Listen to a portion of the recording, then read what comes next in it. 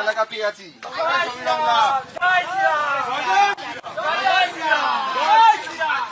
এই যে ভোট দেওয়ার স্বাধীনতা ফিরে পাওয়ার যে আনন্দ, সেই আনন্দ এখন গ্রামবাসীরা একসঙ্গে তারা কিন্তু পালন করছে। ভোটের স্বাধীনতা ফিরে পেয়েছেন সেই আনন্দে।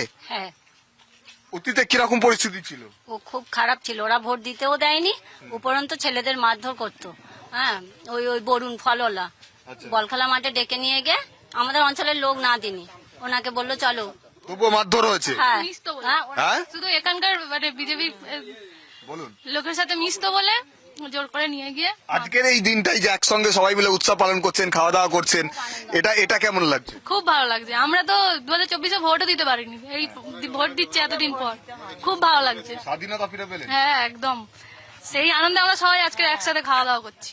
দোকান বন্ধ করে দেওয়া, দোকান বন্ধ করে দিয়ে পার্টি অফিসে বসিয়ে রাখা এবং ফাইন নেওয়া। আমি 15,000 ফাইন দিয়েছি।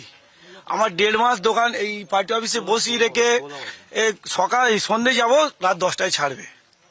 এবং এখনো জাহাঙ্গীরদার জন্মদিন হবে, পার্টি অফিসে চাঁদা দিয়ে আসতে হবে।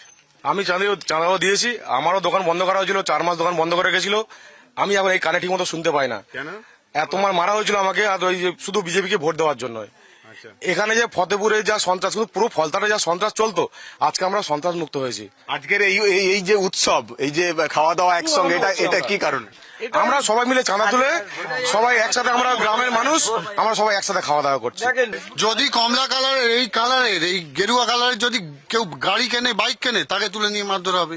সামান্য ভোটের হোলির অনুষ্ঠানে পাড়ার ছেলেরা আনন্দ করে ঘুরছি, কেউ হয়তো বিজেপির ছেলেরা সঙ্গে আছে, বাড়িতে ফোন করে ঠেট দিচ্ছে মেয়েদের যে বিজেপির লোকেদের সঙ্গে ঘুরছে, খবর আছে। নিজেদের মতো করে ভোট দিতে পারছি আজকে। আপনার হাতে ভোটার কার্ডও দেখলাম, ভোট দিয়ে আসলেন। কত বছর পর ভোট দিতে পারলেন? নিজের ভোট নিজে অনেক বছর পরে দিলাম, দিতে দেয়নি এতদিন তো ভোট আমাদের না, সেই 2021-এর আগে ভোট দিয়েছিলাম আমরা। আজকে ভোট দিয়ে কেমন? খুব ভালো লাগলো। সর্বপ্রথম ভোটটা দিয়ে এসছি, দাদা বলেছিলেন ভোট দেবে আগে, তারপর জলপান করবেন, সেটাই করেছি।